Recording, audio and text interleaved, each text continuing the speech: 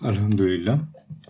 পূর্বের ক্লাসে আমরা শিখেছিলাম যে what is the limit of A function বা ফাংশনের সীমা কি। তো তারই ধারাবাহিকতায় আজকে আমরা আরও কিছু প্রবলেম দেখব। প্রথম প্রবলেমটা দেখি।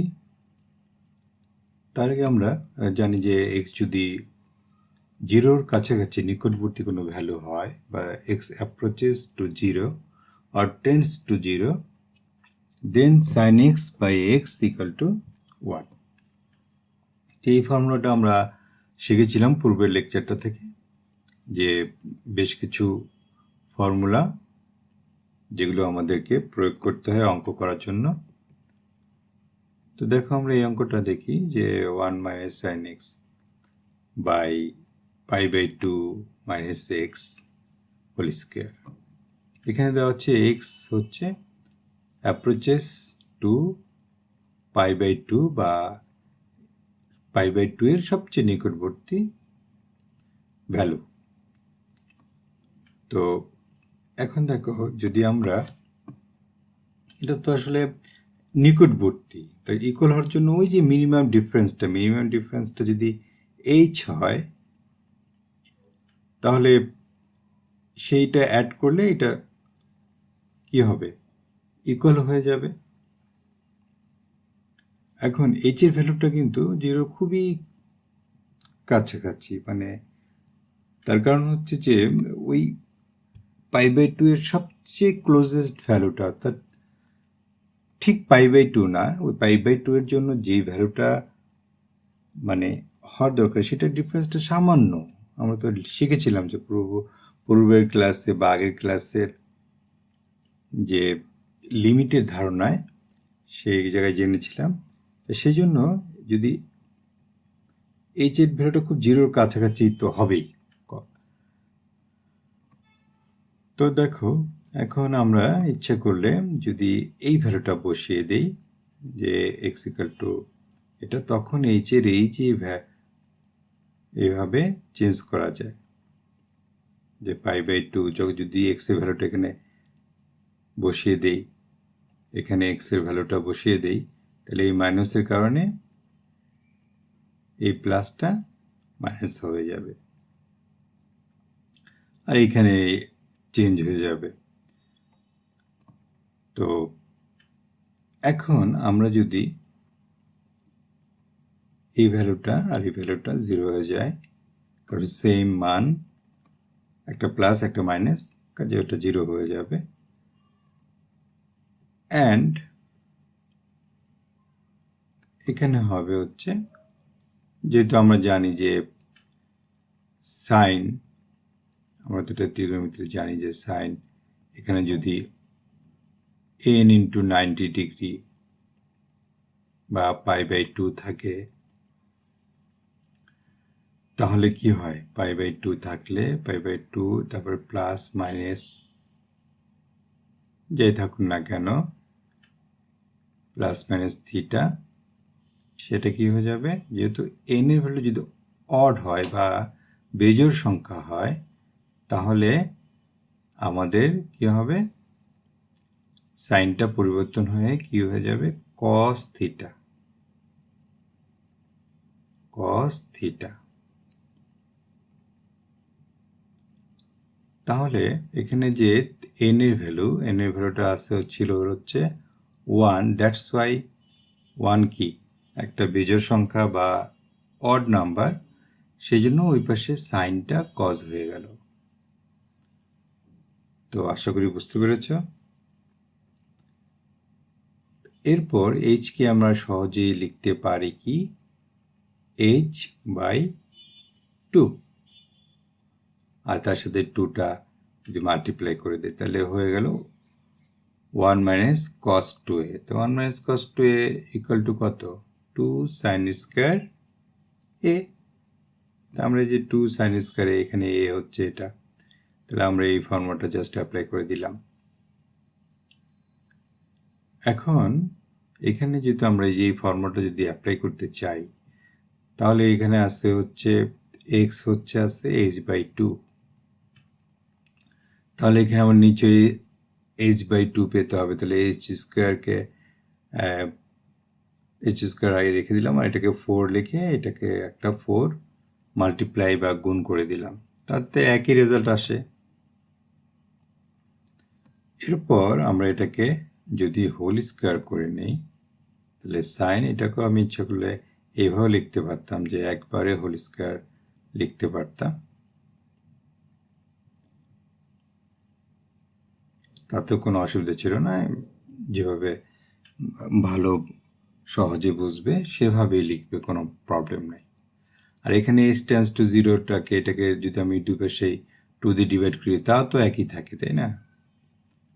কাজেই এটা আমরা সবসময় ভ্যারিয়েবল বা চলকের যে এক্স ভ্যালুটা যেমন আছে সেভাবে আমরা ফর্মুলায় ফেলার জন্য, আমরা ফর্মুলাটা অ্যাপ্লাই করার জন্য আমরা কি করব, তৈরি করে নেব এরকম। এখন যদি আমরা এই ফর্মুলাটা অ্যাপ্লাই করি, তাহলে কি আসে? 1। তাহলে আলটিমেটলি অ্যান্সার হয়ে গেল হাফ। তারপর এখন এই সমস্যাটা তুললাম, এরপর আমরা b/2x ইকুয়াল টু থিটা ধরলাম, then 2 to the power x equal to b/থিটা। এখন থিটার ভ্যালুটা হবে 0-র কাছাকাছি একটা ভ্যালু। তাহলে আমরা যদি ভ্যালুগুলো বসিয়ে দিই, তাহলে হয় b/থিটা সাইন থিটা। এখন ওই যে এই ফর্মুলাটা আমরা তৈরি করে নিলাম, দেন এটা হলো b into 1 and equal to finally b। এখন যে সমস্যাগুলো বাকি রয়ে গেল, যদি কিছু ইনপুট থাকে, তোমরা এখন আসলে যেই এই দুটো লেকচার ফলো করলে এই লিমিটিং ভ্যালু বা লিমিট বের করা সহজেই ইনশাল্লাহ পেরে যাবে। এরপর দেখো এক্সপোনেনশিয়াল অর্থাৎ e two the power x এর এটা ফর্মুলা হচ্ছে প্রথম 1, তারপরে x/factorial 1, তারপরে x² / 2, x³ / 3 and dot dot up to infinity পর্যন্ত চলে আসবে। তা এখন এইটা দেখো যে এটার মান নির্ণয় করতে বলেছে, তো আমরা এখন এখানে এই দুটোরই ওই সেম ফর্মুলা বসিয়ে দেবো। এই ফর্মুলাটা জাস্ট অ্যাপ্লাই করে দেবো, e two the power x এর জন্য এটা আসবে, আর e ইনভার্স x এর জন্য শুধুমাত্র যেখানে পাওয়ারগুলো বেজোড় বা অড পাওয়ারের জন্য একটা করে মাইনাস চিহ্ন আসবে। x এর জায়গায় যদি আমরা -x বসাতাম, তাহলে এখানে মাইনাস আসতো, এখানে কি আসতো x² ইকুয়াল টু মাইনাস, তাহলে এখানে -x² মানে কত, অ্যাকচুয়ালি +x², সেই জন্য এই জায়গায় মাইনাস আসবে। এখন যদি আমরা ব্র্যাকেটগুলো তুলে দিই, তাহলে কি হবে, এখানে এইটা আর এটা সেম এবং প্লাস মাইনাস করে 0 হয়ে যাবে, এইটাতে আর এটা মিলে কি হবে 0 হয়ে যাবে, তাহলে থাকবে হচ্ছে 1 + x², x টু দি পাওয়ার 4, এরকম ভ্যালুগুলো থাকবে, তাই না? আর এখানে 1 আর 1 যোগ করলে হবে 2, 1 আর 1 যোগ করলে হবে 2, তা সেই 2-র সাথে এই যে -2টা আছে, এটা করলে কত হবে, 0 হয়ে যাবে। তাহলে ফাইনালি হচ্ছে x² + x² equal to 2 of এত, তারপরে 2 অফ x টু দি পাওয়ার 4, তারপরে 2 of x two the power 6/6 factorial, এরকম করে আসবে। এখন এই টার্মগুলোতে কিন্তু সব জায়গায় প্রতিটা টার্মে বা প্রতিটা পদেই কিন্তু x² ইজ অ্যাভেলেবেল, তাই না? তো x² যদি আমরা কমন নিয়ে নিই, x² যদি আমরা কমন নিয়ে নিই, তাহলে কি হবে, এখানে হবে জাস্ট 1 হবে, এখান থেকে কমন নিলে এই জায়গায় হবে x²।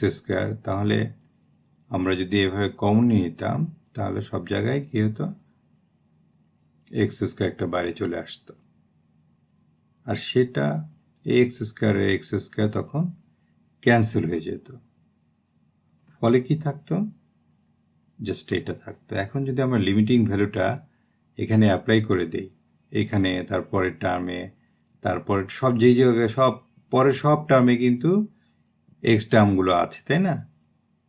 তাহলে এখানে নাই কোনো এক্স টার্ম, তাহলে এক্সেপ্ট দ্যাট সব টার্মগুলি কী হয়ে যাবে, জিরো হয়ে যাবে। তাহলে আমরা পেলাম হচ্ছে ফাইনালি 2, আর এখানে 2 ফ্যাক্টরিয়ালকে ভাঙলে কত হয়, 1 × 2, দ্যাট ইজ 2, আর বাকি টার্মগুলো সব জিরো হয়ে যায়। তাহলে ফাইনালি আমাদের অ্যান্সার চলে আসলো 1। তো আশা করি বুঝতে পেরেছ। তো লিমিটের বাকি সমস্যাগুলো বা বাকি অঙ্কগুলো বই থেকে তোমরা দেখে নেবে, যে কোনো সলিউশন থেকে দেখে নিলেই আশা করি তোমরা এখন বুঝবে। আর যদি এটা বুঝতে কারো সমস্যা হয়, তবে এর আগের যে লেকচারটা আছে ওটা অবশ্যই দেখে নেবে। তো আলহামদুলিল্লাহ, always care your parents, always respect every human being. May Allah bless all of us.